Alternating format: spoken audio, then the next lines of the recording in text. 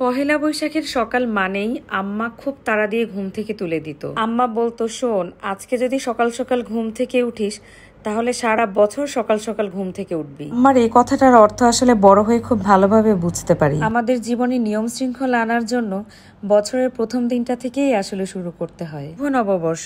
নববর্ষের প্রথম দিনে আমিও চেষ্টা করেছিলাম সকাল সকাল ঘুম থেকে উঠে যেতে। ঘুম থেকে উঠে নেমে পড়লাম বাসাবাড়ি পরিষ্কার করতে। আম্মাকে দেখতাম পহেলা বৈশাখ উপলক্ষে বাসাবাড়ির একদম কোনায় কোনায় পরিষ্কার করে ধুয়ে মুছে সাফ করে ফেলতো। আর আমি আমার আগের এক ভিডিওতেও বলেছিলাম, বাসা গোছগাছ করা, ডিপ ক্লিনিং করা, এগুলো যদি আমি আমার নিজের হাতে করতে পারি তবে আমার একটা আলাদা স্যাটিসফ্যাকশন কাজ করে। আর পহেলা বৈশাখ, এটা তো আমাদের বাঙালিদের সবচেয়ে বড় উৎসব এবং প্রাণের উৎসব। তবে সময়ের সাথে সাথে পরিবর্তন হয় অনেক কিছু। যেমন আগের পহেলা বৈশাখগুলোতে সকাল থেকেই চিন্তা করতাম পান্তা ইলিশ খেয়ে কখন সাজগোজ শুরু করব, আর সাজগোজ শুরু করে কখন বাইরে যাব। আর এক্সাইটেড থাকতাম শাড়ি পরা নিয়ে, হয়তো আম্মার শাড়ি নয়তো বড় আপার শাড়ি, কোনো একটা শাড়ি ম্যানেজ করে কিভাবে বাসা থেকে বের হয়ে ঘুরতে ফিরতে যাব, এটাই ছিল সবচেয়ে বড় প্ল্যান। যদিও বাইরে ঘুরতে যাবার অনুমতি সবসময় মিলতো না। ভার্সিটিতে পড়াকালীন সময় যে পহেলা বৈশাখগুলো কাটিয়েছি সেগুলো ছিল জীবনের অন্যতম সেরা পহেলা বৈশাখ। সত্যি কথা বলতে কি, এবার পহেলা বৈশাখ নিয়ে আমার কোনো প্ল্যানই ছিল না। সকালে কিন্তু পান্তা ইলিশ খাইনি, তবে ব্রেকফাস্ট করার পরপর মনে হলো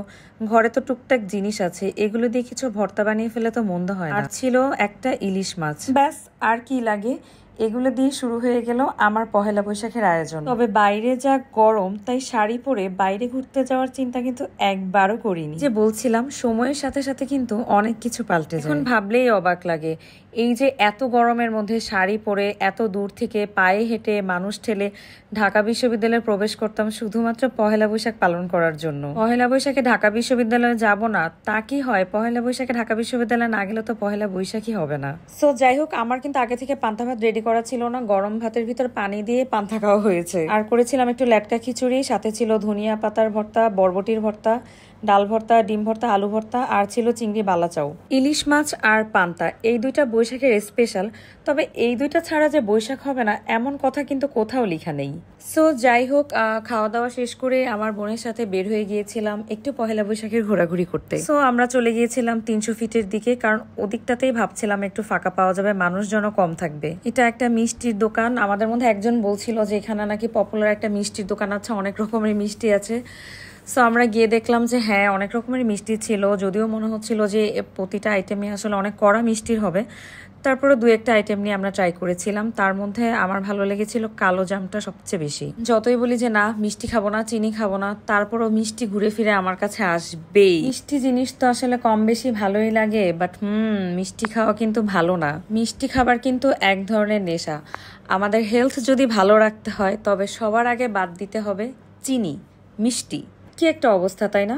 ভিডিওতে দেখা যাচ্ছে আমি গপগপ করে মিষ্টি খাচ্ছি আর আপনাদেরকে মিষ্টি না খাওয়ার জন্য উপদেশ দিচ্ছি।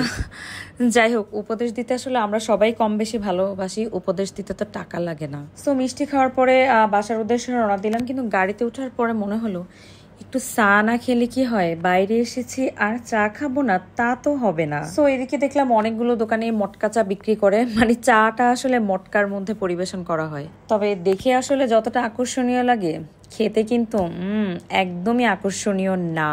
এক মটকা চা হচ্ছে 50 টাকা, আর এই 50 টাকা চায়ের মান যদি আমি বলি মাত্র 10 টাকা।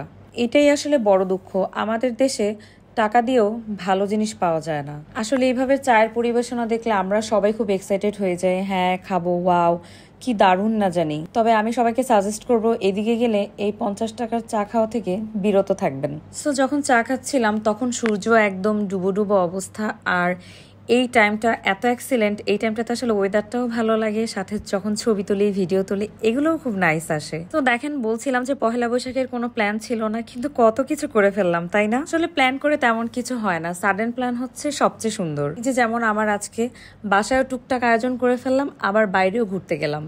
তবে সবকিছুর মাঝেও কেমন যেন একটা হাহাকার কাজ করে। যে কোনো বিশেষ দিনে এই হাহাকারটা কাজ করে, সেটা ঈদ হোক, বৈশাখ হোক, বা যে কোনো বিশেষ দিন। জীবন থেকে যেসব আপন মানুষদের হারিয়ে ফেলেছি, প্রতিনিয়ত আসলে তাদের কথা মনে পড়ে। আমার আব্বা নিয়ে আজ 7টা বছর হলো। আসলে সবকিছুতেই আব্বাকে ভীষণভাবে মিস করি। যাই হোক, সবার নতুন বছর অনেক সুন্দর কাটুক, অনেক ভালো কাটুক, এই প্রত্যাশায় আজকে বিদায় নিলাম।